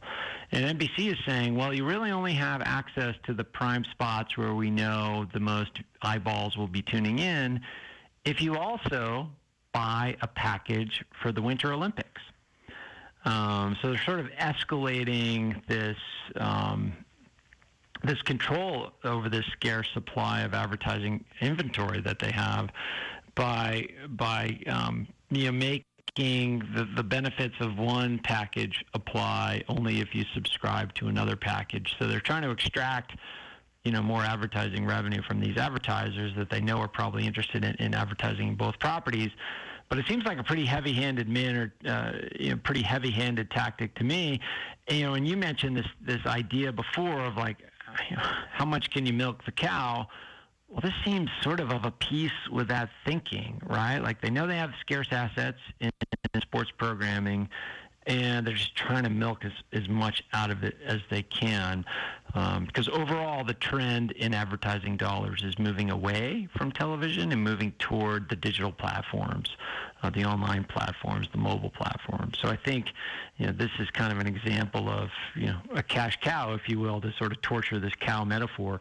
And they're trying to get as much out of this as they can. And, it makes some sense, but it seems a little heavy-handed to me. Well, I have to say that our conversations about the evolution of advertising within live sporting events is the single most thought-provoking thing that I do on this show, Nuanez Now. I think about this all the time. I don't know if that's necessarily a good thing, but I thought of this question the other night, actually, because you and I have discussed, Justin Engel, by the way, from University of Montana Business School, joining us. It's a business angle presented by Blackfoot Communications. But, Justin, we were talking about Amazon starting to buy up some of these broadcasting rights and how then that might have basically catered advertising to specific viewers and consumers. In other words, I'm Coulter. I like to ski. My Alexa has been listening to me talk about skiing. So now all of a sudden during my NFL games on Sundays, I'm getting skiing advertisements, whether it's for lift tickets or new skis or ski gear or whatever it might be. I think that's absolutely not just feasible, but that is the future. I think that's going to be where it goes. I think it's almost surely going to be that scenario. But my question, though, for you is, Justin, how would they do that sort of targeted advertising if you're watching a game in a packed bar? Or would it be completely different? Would it just be a different sort of advertising package? Because you're going to have people from all, you can't cater to the interests of a giant crowd like you can to people's broadcasts in their homes. So what does that scenario look like? Well, I mean, I think it uncovers a bunch of different possibilities, right? Like, Amazon, if they, it all sort of depends, like, through what internet device you are streaming the content, right? Are you streaming it through a device that Amazon has access to the data? So will Amazon know that Coulter's watching this game in the comfort of his home, or is he watching it at the press box or wherever? And so, if the game is being streamed through a device at a bar, then they will know, hey, we can just serve up some general audience advertising. We're not going to get too precise here. We're just going to sort of serve up the Budweiser ads and, that sort of stuff. Whereas if I know a particular stream is being viewed through a device in a home, I think it goes past just knowing that Coulter likes skiing. I think it's going to be able to say, well, I know Coulter's refrigerator is maybe low on milk, right? So I'm going to give him a milk ad because I know that, or not even an ad. I mean, that's the other thing too. Like, Amazon doesn't necessarily have to advertise. They can just say, hey, we know you need milk.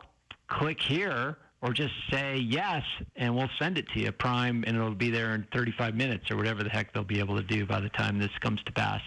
So, yeah, I mean, I think the level of precision they'll have is orders of magnitude beyond what we have now. And if it's streamed, they should be able to know, is this streamed in a household? Is this streamed in a bar? And they can probably serve up content regardless. I mean, content where it's being streamed. And that still is operating on the assumption that it's actually advertising that Amazon decides to do. As we said before, maybe they make it an hour and a half experience for the viewers and change the way we interact with professional sports altogether. I don't know. Amazon's got such deep pockets that they don't need to think of this as an advertising asset. That's exactly right. The deepest pockets ever, in fact. Justin, thanks so much for spending so much time with us, man. Hope you're enjoying your travels, and we'll get with you here in just a short while. But in the meantime, be well. You as well. Thanks, Coulter. A Business Angle with Justin Angle from the University of Montana Business School. It's presented proudly by Blackfoot Communications. You're listening to Nuanez now. 102.9 ESPN Missoula. Get you a little bit more prepped up for this NBA game tonight. Keep it right here. Oh, I love family road trips. Wind in my ears. Trades in my mouth. And peace of mind knowing Les Schwab did our tires, brakes, and alignment. Like Les Schwab, my family's safety is my first priority. Well, that and squeaky toys. Les Schwab Tires, proud to be ranked #1 in overall customer satisfaction for aftermarket tire replacement by J.D. Power 2 years in a row. For J.D. Power 2021 award information, visit jdpower.com/awards. What do Missoulians do best? They support their local stores. Come support your local pharmacy at Palmer's Drug. Palmer's Drug is a retail and compounding pharmacy that is the alternative to big box chain pharmacies. You can expect short wait times, free medication shipping, and friendly service at Palmer's Drug. Located at 918 Southwest Higgins in Missoula, Palmer's Drug is the most convenient way to get your prescriptions in the Garden City. Come in and discover how they can serve your pharmacy needs. Blaine McElmurray knows what you can achieve through hard work as an athlete from a small town in Montana. The Troy native rose up to become an All-American safety for the Grizzlies on UM's 95 National Championship team before spending time playing in the NFL. McElmurray has also used those values in his work at McElmurray Homes. Since 2003, McElmurray Homes has helped contract and subcontract some of the Garden City's finest houses. McElmurray Homes is committed to offering quality custom service, quality products, and the best prices throughout any project. And McElmurray Homes is also a proud supporter of high school athletes around the state state of Montana. Father's Day, treat Dad like a king with the Montana Club's Hungry Dad Specials. Kick things off with hand-battered fried chicken or feast on our bacon blue New York or boneless beef short rib. And Dad deserves to cap things off with the club's break espresso lemon blueberry cheesecake. We'll even treat Dad like royalty with a free beer on Father's Day. Full menu at montanaclub.com. Dinner special served Friday, Saturday, Sunday at the Montana Club on Brooks and North Reserve, Missoula. Coulter Nuanez from ESPN Missoula. And those that have been watching Tutel Nuanez on TV, you probably noticed that for a while I was missing one of my bottom teeth. A baseball, a busted row of teeth, it's a long story, but if you've tuned in lately, you noticed that my tooth is fixed. I owe my new smile to Dr. Gene Morris at Oral Surgical Associates. Dr. Morris is the most trusted oral surgeon in Montana and has extensive experience in all forms of oral surgery. And if you look at my smile, if you never knew, you'd never know I was once missing a tooth. For all your oral surgical needs, call Dr. Morris at Oral Surgical Associates today. This is Nuanez Now on 102.9 ESPN Radio Missoula.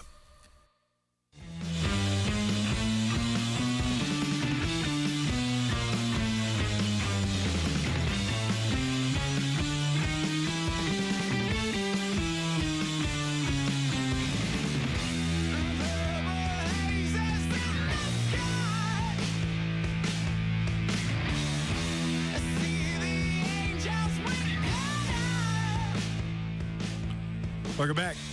Hope everybody's having a great Thursday. I'm Coulter Nuanez. This is Nuanez Now. Broadcasting to you live on 102.9 ESPN Missoula like we do each and every weekday between 4 and 6 p.m. If you missed anything in today's show, really fun show. Continuing our Senior Spotlight Series presented by Palmer's Drug and McElmurray Homes. Back at Arthur, the recently named Montana Gatorade Player of the Year in boys soccer out of Missoula Hellgate, swung by the studio to talk about his high school career, both an outstanding soccer and basketball player, as well as his decision to go to Whitworth, one of the top Division III colleges, period, but also great athletic departments in the Northwest region. And so we will wish him the best of luck as he takes his soccer talents to the collegiate level. We also had our good friend Carolyn swing by, Chick Who Doesn't Know Sports, to talk about a variety of things, including LeBron James and the plague of injuries across the NBA. We also did a little NBA playoffs. The big news of today, Rick Carlisle, the head coach of the Dallas Mavericks, out after 13 years at the helm. He resigned. So Donnie Nelson, Rick Carlisle, both out in Dallas. We'll see where Luka Doncic and the Mavs go.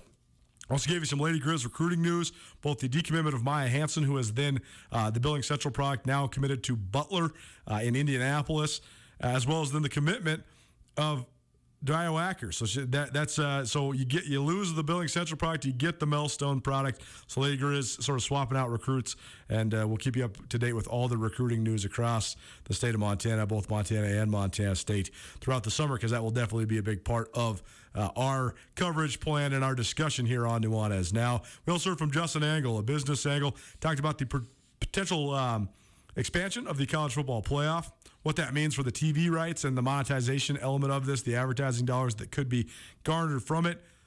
Jimmy Kimmel, he has now bought the naming rights to a bowl game. The LA Bowl is now the Jimmy Kimmel LA Bowl, which will be held at SoFi Stadium. So that's the first of its kind, and a celebrity branding themselves with a bowl game. That's interesting. And then we also talked about NBC acquiring the Super Bowl rights and them raising the advertising rates for Super Bowl commercials to 10%. That's 10% up from what CBS charged, $6 million for a 30-second spot. So this thing continues to churn. The amount of money and the amount of money being spent across America is a fascinating thing. I don't really know how much longer it can last. The fact that there was so much cash from the Fed injected into the economy, in fact, 7 times more than in any other calendar year in the history of this country, I don't know. We're not going to go down that hole. I know you guys don't want to hear about any of that. You're here for the fun times and the sports. It's been a really fun show. So if you missed anything in it, go check it out on the podcast. Nuanez will get you there. That's Nuanez. Podcast proudly presented by Blackfoot Communications, the Wingate by Wyndham Hotel, and Sportsbet Montana. The NBA playoffs will be on ESPN tonight on television. We will have the Missoula Paddleheads. Pregame will start here in about 50 minutes for the Missoula Paddleheads. And then the first pitch, 7:05, The Paddleheads down in Ogden, Utah against the top team from the South. So top team from the North in Missoula Paddleheads versus the top team in the South, the Ogden Raptors. Jeff Safford will be on the call, so keep it right here on 102.9 ESPN Missoula. Tomorrow, back at it, Regime Seabrook in studio with me. We'll see you at 4 o'clock tomorrow. In the meantime, have yourself a phenomenal summer evening and be good.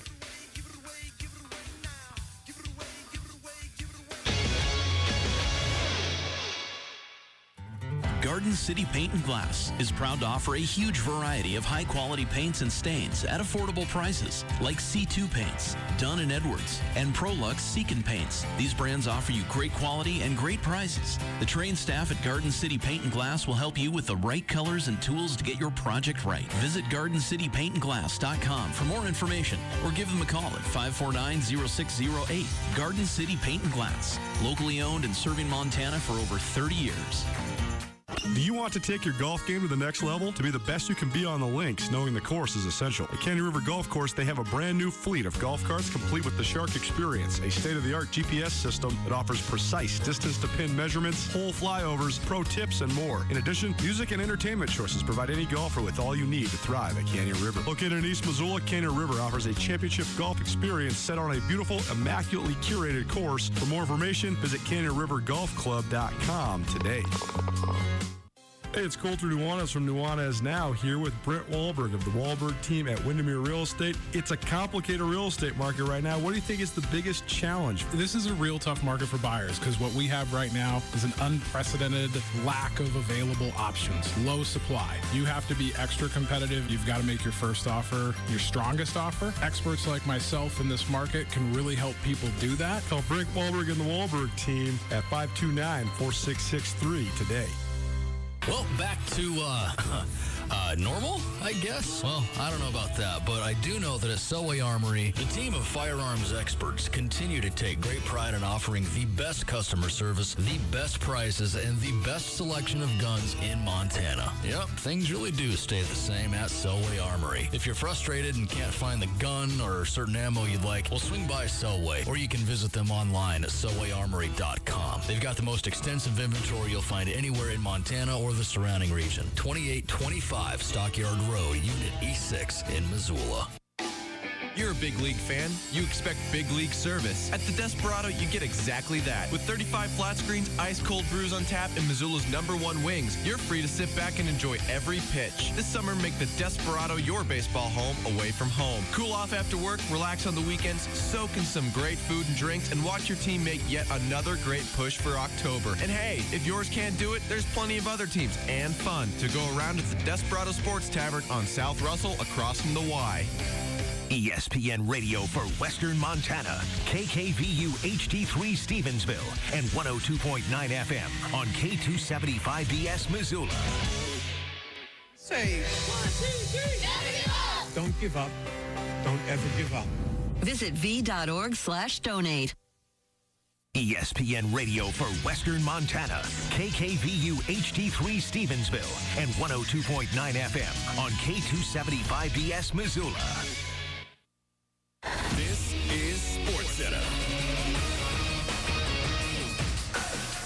I'm Doug Brown. There are 7 NBA teams still in the playoffs, and now 7 NBA teams without a head coach.